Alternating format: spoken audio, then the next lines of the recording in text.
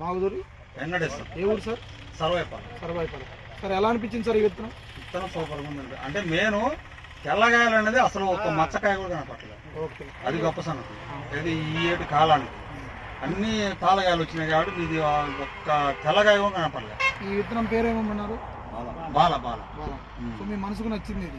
నచ్చింది. అంటే ఇప్పుడు తాలుగాయ లేకపోవడంతో పాటు మీకు ఎక్కడైనా నల్లిని తట్టుకునే లక్షణం కనపడింది విత్తనం? అంటే లక్షణం కూడా కనపడుతుంది. పక్కన చూసినాం కదా, వెనక భాగాలనే నల్లి ఉంది. దానికి దీనికి కూడా తేడా కనపడుతుంది. అందుకు కాబట్టి వైరస్ ఏమన్నా గమనించిన? వైరస్ అయితే ఏం లేదు. ఒక్క మొక్కగానే వైరస్ వచ్చినట్టు ఎక్కడ వైరస్ లేదు.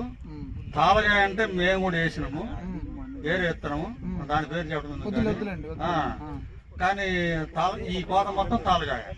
ఇక్కడికి వచ్చి చూసారుకో, ఇక్కడ అసలు ఒక్క తాళగాయ మచ్చ కూడా కనపడలేదు. తాళగాయ కాదు, మగ్గిన కాయకు మచ్చ కనపడలేదు ముందర. అది మెయిన్ పాయింట్.